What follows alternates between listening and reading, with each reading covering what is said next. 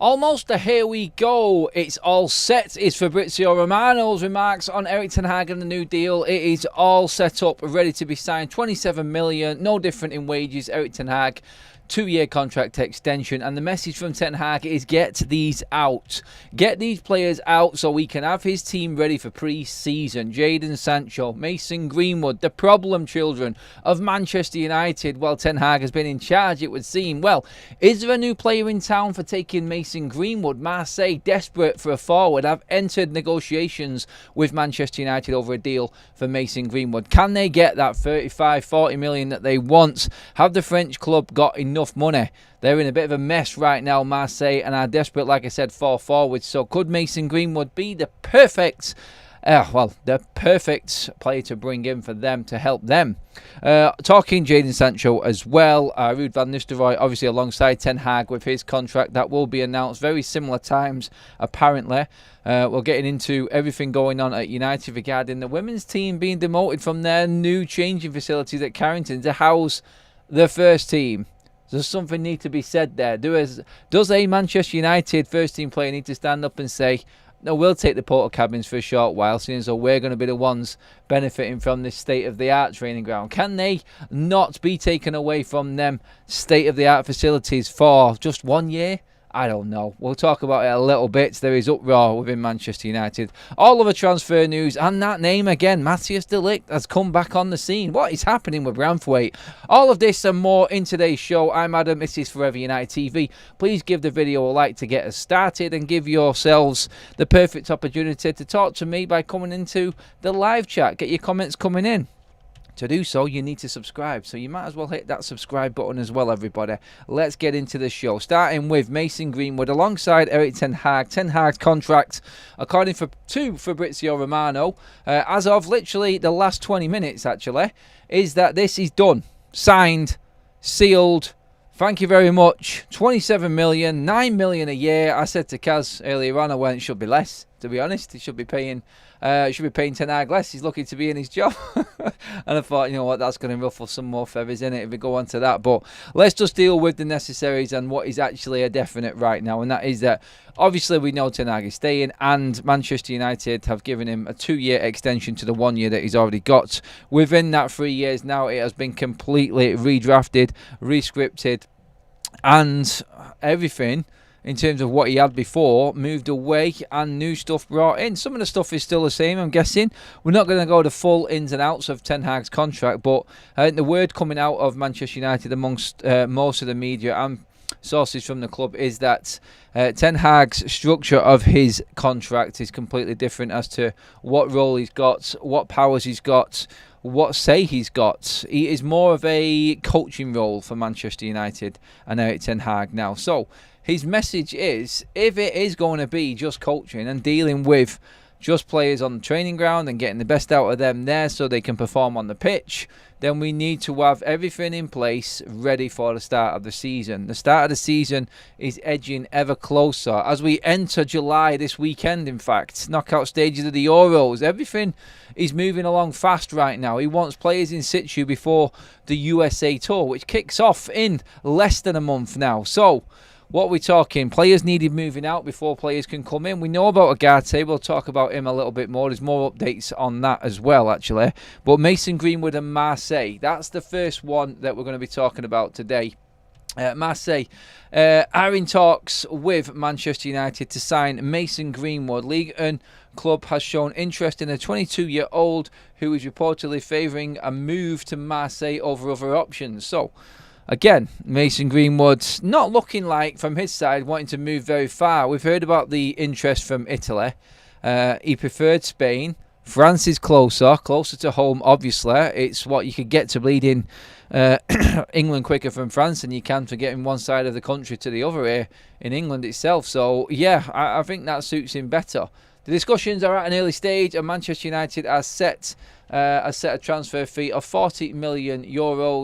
For Mason Greenwood. Additionally, Marseille are exploring other transfers, other transfer targets. So what you've got to look at there is, again, another party coming in looking at Mason Greenwood. The word is, look, United are desperate. We spoke last night about needing to move Mason Greenwood. The 2-week gap, the 2-week sort of deadline for Manchester United to get rid of him before, obviously, he has to come back to training and be an issue at Manchester United, because that is an issue. I don't care what anyone says. You can integrate him back fine, but everyone's got an opinion. He's not been at the club for 2 years. It's just going to be a weird feeling around the place. Like, you just avoid it. Avoid it and just try and make a deal happen. Marseille could have come to the saviours of Manchester United. We will see, won't we? We will see on this one. And obviously, if United can move him along, financial fair play, 100% profits, that moves into other targets. I did put a poll up last night. What was more important, getting players in or getting players out? It was unanimous, really, that players needed to be moved out. And I think Ten Hag is going along these lines as well. If he's bringing in this new structure, well, he has to bring in a new structure. Ten Hag looks like he's restructuring his coaching staff as well, with Rashford and PSG about to sign as well, pretty much the same time as him and his new deal. So he's going to want to know what he's working with. He's going to want to know if he can get down to work already, because like I've said before, from speaking with people at Manchester United, this pre-season is going to be different to others. The commercial side of things for the players is going to be completely different. They're going to get more rest time. It's going to be more catered for performance on the pitch and actual football, which we know at Manchester United doesn't exist on pre-season tours. It's a full-on money spinner to try and get more money into the football club, and the players end up doing all sorts of stuff regarding sponsors and appearances while they're away, talking to media, commitments to interviews and stuff like that. He's drawing a line under all of it. He wants it to be about football, and he wants to know what players are actually going to be working with him. And he's going to need to know if anyone's coming in for the US tour, because obviously there's some players that are at the Euros that are not going to be going. If they go far into the Euros, we're not going to see many of the Manchester United team actually go out on the tour because of international commitments, obviously. So he wants everything in order and everything in place very, very soon. And I think that's right in what he needs. The reality is, can we get rid of the issue, which is Jaden Sancho and Mason Greenwood, in time for the pre-season to start? And Marseille coming in could be, you know what? The other negotiations don't seem to have gone very far with Mason Greenwood at other football clubs. Maybe Marseille, different outfit, desperate for a forward, needing a forward. United could negotiate quickly with Marseille and get this deal over the line. Mason Greenwood, with him on board, looks like we could maybe push this quicker, because beforehand, when he wasn't, i.e. wasn't that keen on going to Italy, he wanted to stay in Spain, France being closer, I think that's probably where that sort of the lure of going to Marseille comes from Mason Greenwood. I'm only guessing, obviously, but I can only think closer to home, not too far away, easier flights and whatnot, and it works for all parties. Have Marseille got the money? That's the big question, though, because United need to get as max out of that as possible. Modern Samurai, 4 months a member. What a legend of a man. With him, he has said, a vote for Ten Hag is a vote for 10th place. Yay! Cheers for that, mate. Adam is over the moon with Ten Hag's contracts. Yeah, stop it. Don't wind me up. Zane is in the house again. Hello, Zane. Hope you're doing well, my friend. Thank you for the super chat. Sancho can join Arsenal. He prefers London. On that very subject, Zane, thanks for leading me into that. There is a unknown Premier League club bidding for Jaden Sancho. Again, another football club taking advantage of a United situation brought upon by themselves. From the get-go, Sancho, too much wages, too much hype, not researched, not recruited properly. And United have got the issue right now. Him already being out on loan gives everybody around looking in that opportunity to go, and gives them that incentive to go, maybe we can get him on loan. If he can do what he did for Dortmund for a full season for us, maybe we should test United's resolve and get into that situation there. Who is this mystery Premier League club that Jaden Sancho is in talks with, or actually speaking to Manchester United about taking? I don't know. Honestly, at this stage with Jaden Sancho, if someone offered me 20 million right now, I'd snatch your hand off and go. Get out, finished. I'm sick of it. I know you need more money for him. Obviously, in the real world, that's fantastic. And the reality world speaks a different language. We just need rid If you got together 50, 60 million for Sancho and Greenwood combined, I think we've spoke about this many a times before about what we can get for these players, but you just take that money and move on, draw a line under it. Get the money in the bag, get that spent elsewhere, and then moving forward, we can look at bigger and better things, i.e. improving the players on the bleeding pitch and the football on the pitch. Laser says, Sancho may as well go to Arsenal. Don't want lazy, foolish players like him at the club, and we have too many of them. I don't think Jaden Sancho fits in at Arsenal. What do you guys reckon? Under Arteta, we've seen the prima donna attitude of Aubameyang and how he got rid of him, the captain, how he changed the culture at Arsenal. I don't think Arsenal fans realise what they're actually getting themselves in for if they think that Jaden Sancho is a goer and is a good signing for the football club. Yeah, on paper and looking at the glitz and glamour of the Champions League and getting Dortmund and helping Dortmund, I should say, to the Champions League final, that's fine. Yeah, that looks great, but behind the scenes, Jaden Sancho is a different person altogether if you listen to what Ten Hag and Manchester United have said. But if someone is willing to take him, I haven't got a problem coming up against Jaden Sancho. I don't think we're strengthening any rivals if he wants to go to anyone else in the Premier League. I think if Arsenal want him, I think it's a fantastic deal for Manchester United. I just don't see why Arsenal would want Jaden Sancho. They have better players there now. He would be a squad player at best at Arsenal. And that's just me being honest and accepting that Arsenal have moved forward and we've stood still. So, yeah, if they want him, yeah, go for it. Rude is an Ineos decision, not a Ten Hag decision. I think Venetia there is saying that she's thinking maybe when things go wrong, Ruud van Nistelrooy could step in. Zane Mason would fit in well with his teammates at Arsenal. I'm backing Sir Jim, says David. Gav says we need to get a move on with getting players out and getting our targets in. All this waiting around for the end of the summer and scrambling around. Well, just to thing it, we talked about the financial year ending June 30th. I'm not going to go on about it too much, but obviously we don't want to spend too much because the financial year is set right now, and obviously when July 1st kicks in, it's a new financial year all the way into 2025, the summer then again. We talked about obviously no one wanting to spend money, but it goes the same way with selling players as well. So right now Manchester United's situation with financial fair play and this year ending is fine. We are totally clear of any PSR issues with the Premier League and UEFA. I remember early on last season we got punished for not meeting UEFA's. I think we got a £75,000 fine for breaching rules, just going over. This time we're pretty much set with not spending anything in January, and obviously the wage bill being trimmed and Jaden Sancho's wages being subsidised, and obviously the loan fees that we got for Jaden Sancho from Dortmund. We're pretty much right there where we need to be. So if we start selling players after July the 1st, then that all counts for us and our financial year going into towards 2025 as well. So right now we're done.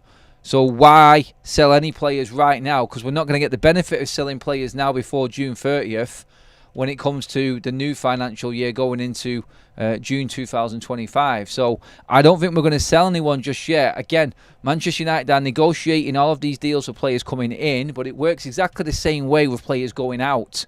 So we're not going to reap any benefits from doing any deals in the next week. When July 1st, and I said this all the way through, I mean, the Branthwaite one surprised me. It did, and I remember saying it at the time, maybe we're just taking advantage because Everton need to actually move players on before this deadline of June 30th. But that's not come to fruition. I always had it in my head that we were going to actually make everything happen after July 1st. So I think it is looking like that's what's going to happen now. So after this weekend, maybe we're going to start seeing some movement and we actually see some concrete news regarding players in and out, because it all benefits next year's. If there's nothing that benefits Manchester United now in the next week, why would we go out and buy or sell anyone in this period? It has to be done after June 30th, and that's what I think will happen. Who do you guys think Jaden Sancho would go to in the Premier League? Get in the comments section as well, guys, please. I want to know where you think he would end up at. Zane's in with another super chat. Zane's on it. You've wound him up, guys. What have you been saying to him? You can buy Nketiah from us. We are getting Isaac. I don't know. If you did, very good signing. and Arsenal closing the gap on City. In fact, if Arsenal bought Isaac, then I think Arsenal win the league next season. It's a crazy comment, but I'll stand by that. I think Arsenal signing Isaac is the piece that they need. That's the jigsaw piece that they need. And I think that's the final one as well. I think we need to look at Arsenal and go, that's where Manchester United need to be. That's where United need to look to build and start from. Like Arteta was given time. He was lucky to roll into that job and get the FA Cup straight away to give him a bit of breathing space that season. But Manchester United do need to actually look at what Arsenal have done. Getting rid of these so-called prima donna players like they did with Aubameyang and other players, and building a young team like you've got Saliba and Gabriel at the back. I mean, Zinchenko was an alright signing at the time, but Ben White, younger players, that's what Arsenal did. That's what United need to be doing now going forward. I hate to say it, but you all know, I'm just honest in my opinion, and you just got to roll your hands up and say that Arsenal have got it right in their recruitment. They have. Since Arteta's gone in with Edu as a sporting director there at the Emirates, I think they have nailed it. And it pains me to say it. Modern Samurai says, if Sancho needs to go, then let him go. Better to have him leave rather than worrying if he'll turn up for another club. And 5 memberships dropped in by the legend that is Modern Samurai. They've been taken by Glenn C. Boxing Straight Talk. No, it didn't go to you. You've already got one, mate. You just made a comment. Chelsea might have Sancho. Possibly. We'll talk about it in a minute.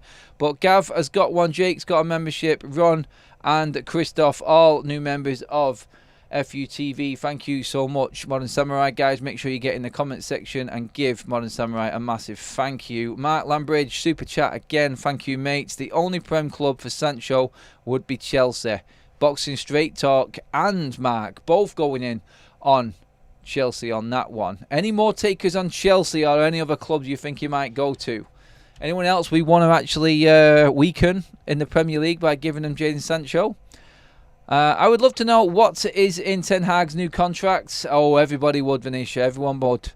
Anthony Wisdom says, Erik Ten Hag is here for the next 3 years, so we have to back our manager, give him all the help he needs to be a success. If he fails, there'll be no excuse. I mean, the backing, mate, we don't need to give him any backing. We just need to see what we're watching on the pitch and be honest about it, Anthony. It's all right criticising, mate. Trust me, it's okay.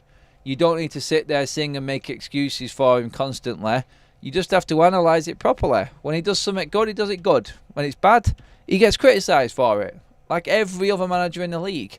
Whether he lasts them 3 years, that's more of a talking point, I feel. Because if things start to go south for Ten Hag soon, it's going to be really interesting to see if Ineos adopts the Nice method with the managers and how they approached the situations with different managers like Vieira and whatnot at Nice at the time. So, yeah, very, very interesting, and it will be all eyes on Ten Hag. I said this, and I think everyone said it, to be honest. Like, let's see what he's got. Now he's got this new deal. We're expecting more from him. So, yeah, I'm looking forward to it. Actually, I want to see. Please, someone, is it a confirmed truth/fact that they give Erik Ten Hag 3 years more on top of what he had left? No, we're hearing 2 years, Mike. Personally, he's not going to have 4 years. United don't do 4-year deals. He would have the contract extension of 2 added to the 1, so it's 3 years. But the year that he's got has been restructured and scrapped, so it looks like it's 3 years. Does that make sense?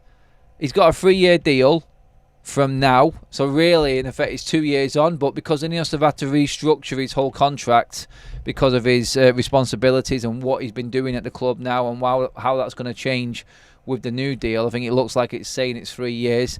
It's 3 years under the new terms, is basically what it is.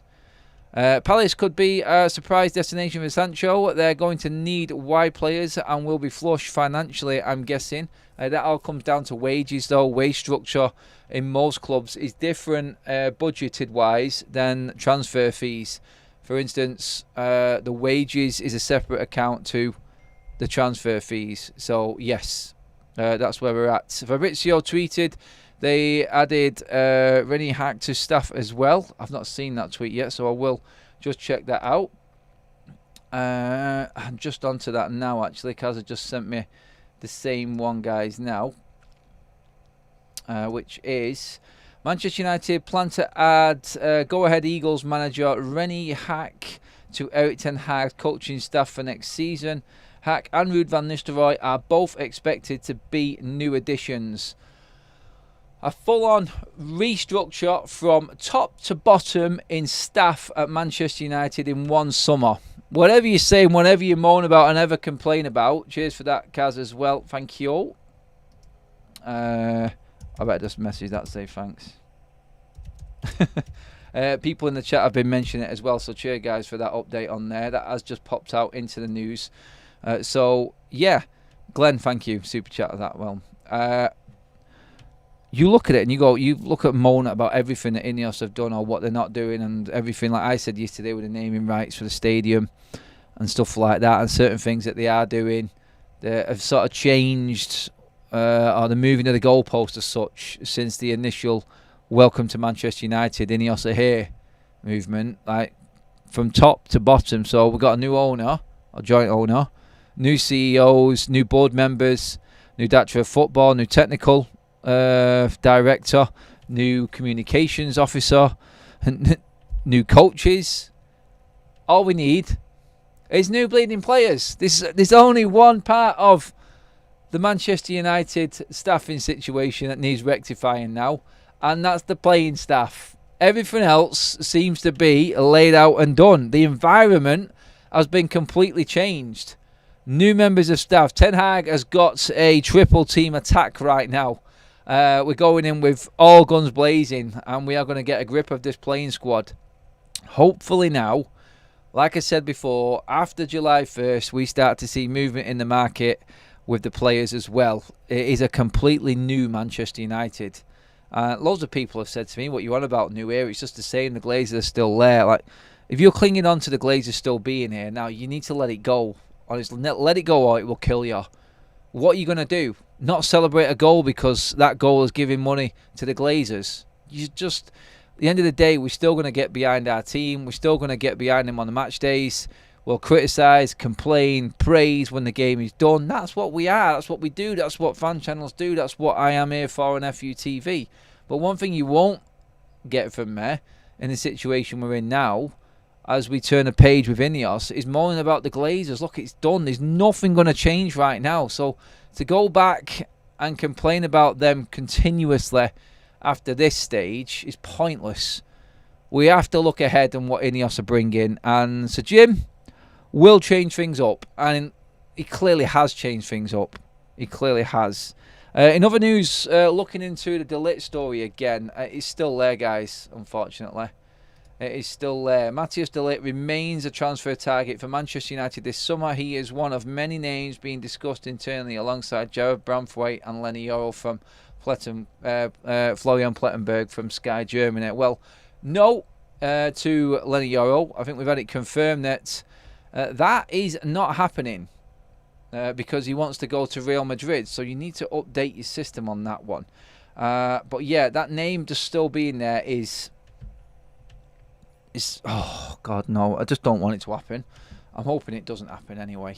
But in terms of where we're at with that one, actually, just give you the full-on update from the news from the last hour on De Ligt, so you're up to date with everything.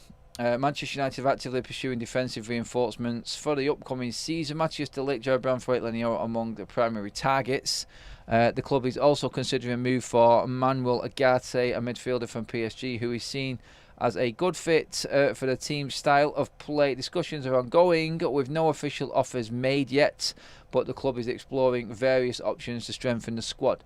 Now, regarding Ugarte and what is actually happening there, Manchester United have come out on their stances that we have not made a bid on Ugarte, and it is just it's a basic negotiation stage. Like, they've just touched base with what's going on with Ugarte's position, what the position is of the club PSG. There is talk that he that they are open for Agate leaving. That's come about, and it's come about basically because they are looking to strengthen their squad as well. Whether or not they think that he was good enough, guys, by the way, thank you for the 100 likes. Legends. I've not even asked you once, apart from the start of the show today, and you've done it all on your own. Fantastic. Love you all. Keep liking, keep sharing the video, guys. Let's boost it and keep it going. Come on.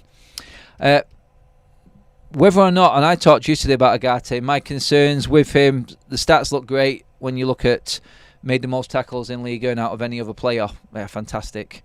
He was past dribbled past 2 times every single game on average, though, as well. And his tackle rate after that happening wasn't fantastic.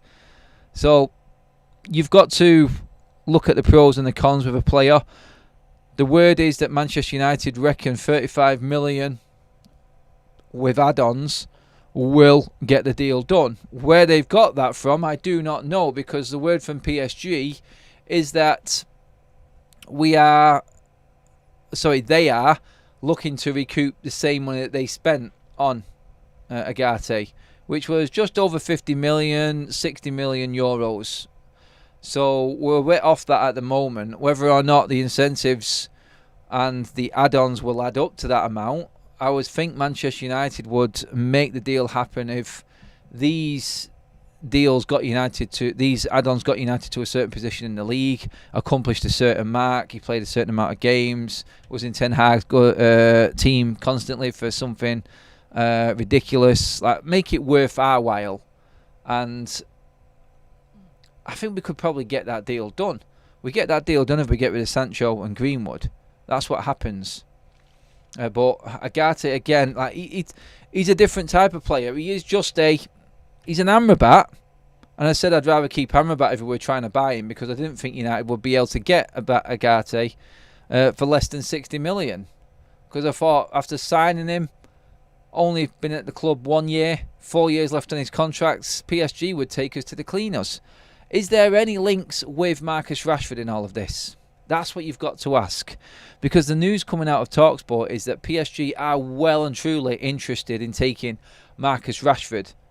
The only thing stopping PSG taking Marcus Rashford to Paris is if Marcus Rashford comes out and says, I am not going. Now, we've heard noises come out from the club about this. We've not heard it from the horse's mouth.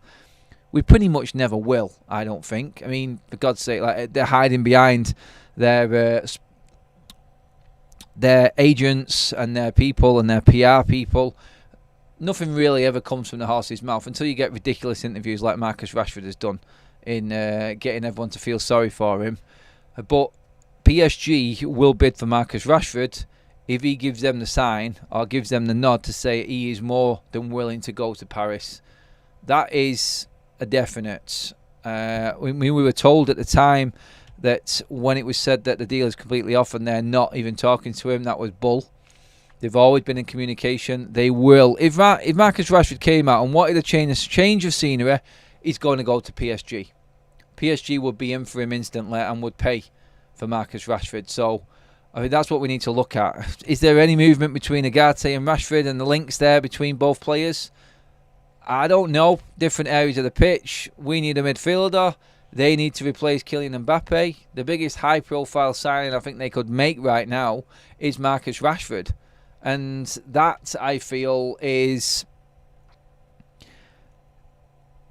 something that can happen, but still very, very sceptical of it happening at all. I'm always looking at deals for Marcus Rashford. Pinch of salt territory. That's what it is with Marcus. If they do want him, they will take him. But United don't have any intention of selling Marcus Rashford unless he wants to go. They will be open to offers over 75 million. We've spoken about this towards the back end of last season. Like, no player is off the table for United. If a substantial bid comes in, it'd be interesting to see if PSG try and test the water. That would be interesting if they came for him. And the only reason Marcus Rashford conversation has come up regarding leaving United is, I think, because of Agate. And the links, like TalkSport, I think have made a story out of this one. I said all along I don't think Marcus Rashford will leave. But if United want Agate and PSG want to test the water, now is the perfect time, you would say, wouldn't it? That's it. I'm warming up to the idea of Agate, if not Neves, especially if he has that same passion as Martinez in midfield. Apparently, he does. Not afraid to put his foot in anyway, I'll say that. It doesn't matter who comes and goes. Has still got Ten Hag as manager and Anana in net. Thanks, Daryl.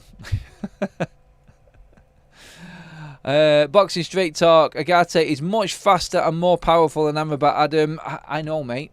That wasn't my argument. My argument was I didn't want to spend 60 million on Agate. I think we can spend the money elsewhere. When we've got a player there that's 20 million. All of this looks like the talk of Amrabat actually staying is just a load of crap. Like, it's this weekend, United need to have need to have spoken with Fiorentina and let them know their intentions with Sofian Amrabat. The contract ends on June 30th, and there is going to be a decision one way or the other. He's just walking straight back to Fiorentina, and a lot of people will be happy with that. Straight after the final, it was a different story, wasn't it? As soon as I put the poll up in this chat, everyone was like, yeah, I think it's a good decision now. 20 million's cheap. He's shown what he can do, and I think that Manchester United need him as a squad player. The difference from finding out that United don't have a lot of money to spend to the FA Cup final, I think has put Amrabat on the back burner with a lot of the fans. I think everyone's looking at it on the lines of, well, can we get better? Is there another player out there?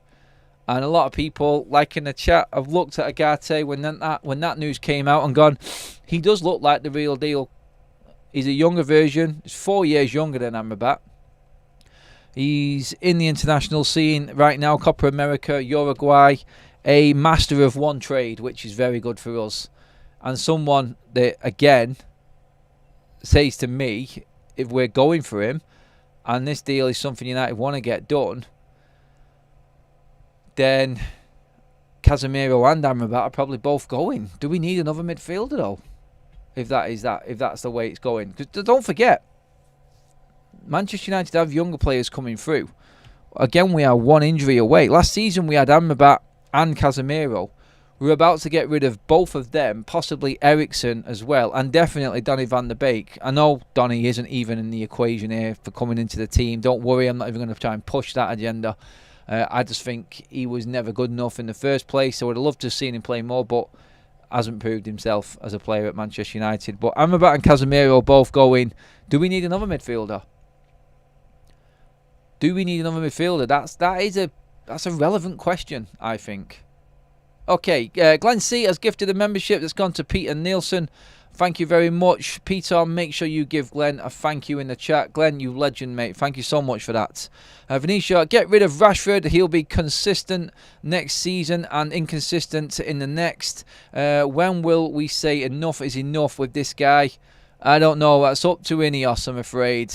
And there's nothing else that we can do. Like, if Rashford gives the go-ahead, he will leave. I don't think he will. Adam, what about the exodus in the women's team? I'm bringing that up next, actually, because obviously Mary Earps, Katie Zellen, both leaving the football club. Manchester United have moved the women's team out of their new facility, which has only just been built last season, to cater for the Manchester United men's first team. So obviously we know that there's a 50 million reconstruction of Carrington going on. And Sir Jim Radcliffe and Ineos have booted the women's team out into porter cabins. Like, I don't know where they're putting the porter cabins. And do you know what I mean? Where they're going to put them? There's no room on the car park at the moment for cars, let alone another changing facility for anyone else. The media are being minibused in from the road outside now to get into Carrington because there's nowhere to park. It's madness. But yeah, there was a massive kick-off behind the scenes between the women's team and probably the club, to be honest. Why is it that they have to suffer, in their words, for the men's team? Like, if you're going to do something, then maybe you should build something temporary for the men's team. The women's setup was all made for them. and that's their issue. Maybe the standards at United is why a lot of the women's team are leaving. Is the women's team that important to Ineos and Manchester United going forward? That's what we got to look at. And do you know what? Oh, I don't know. It's like, it seems to be a bit unfair. Like, maybe we should put the Manchester United first team players in some porta cabins. Maybe it would be a bit of a lesson to them. Maybe they'd learn something from it. Actually being out in some substandard conditions for a change. When you go to Carrington to train, like the facilities, they understand Sir Jim's trying to build some mega facility there and bring United back up to, well, back relevant again when it comes to facilities and the best in class. I get that, but you've got to look at what's actually going on at Manchester United right now. There's a lot of change, and I think the women's team are going to suffer for it. I do. That the players that are leaving the women's team and the players that are probably unhappy with everything that's going on. I mean, I've been there at Carrington and seen the women's team like driving out in their kit that they've just trained in because they haven't got any shower facilities. Now they're being kicked out again. Yeah, who would want to play for United's women's team right now when you've actually got no training facilities? No changing facilities and training. It's a bit of a mess. And do you know what? I feel sorry for Ineos in a way because they're trying to make an impact. But it's a difficult situation. Like, what do they do? What are they supposed to do? They're the ones that want to change Carrington. Maybe there was a different way of going about it. Maybe there was a separate facility that could have been built quicker before the changeover. I don't know. But yeah, it's causing friction all over the place apparently. Guys, please keep liking the video, share it, get subscribing as well, guys. If you are tuning in, watching for the first time, I'm coming into your comments now as well. They clearly haven't given a toss about the women's team for a long time. Personally, do you know what my opinion was with the Glazers? And this is just how I see it. I don't think it's right or anything like that. I think the Glazers only brought the women's team into Manchester United and the club because you can offset the women's team against financial fair play. You can offset it in the finances. The youth academy, the women's team, you can put them down as expenses. This is the only reason I think they brought it in, just so they could get around financial fair play a bit more. Because quite clearly, they really haven't given a toss about the women's team, and I'm not surprised that the best players are leaving the football club. Can beggars be choosers? Let's just put a half-decent squad together and win our next trophy. 2 in a row, guys. Is that for the women's team, the Muppet Show? Because United already have 2 in a row. Don't get rid of Amrabat. He is affordable. He is already here, and he will be. He will add stability as a squad player. Lest you regret, he has proved he can perform when called upon. Not always, though, Jerry. At the end of the season, when he needed to make a mark, he was there and he did well. But in other games, I don't know. The joy was well and truly out on him, wasn't it? Eriksen have been great for Denmark at the Euros, and so have Holland. That long term are going to be our new key midfielder. We were the guy scoring against England from 28 metres out. A Man United option. Sorry, Mike, I was just struggling to read that out there. I don't know. Agate looks like the midfield purchase for the summer. Whether United buy another one all comes down to what we were talking about at the top of the show. If we can get rid of Jaden Sancho and Mason Greenwood, I think Casemiro will go to Saudi Pro League. And that's a definite, going off reports. But again, like I said, the Saudi Pro League will probably find out soon what they can spend, because that's how it's done over there. And we may get more information on Casemiro as well next week. Let's not forget, this time next week, we are going to be in the realms of, quarterfinals being decided in the Euros. And then the week after, it's done. And then players are coming back. Players are already at Carrington by the time the semis and the finals have been played. And then the pre-season game, they kick off. So we are in a place where we need to have everything everything done, as much as done as possible.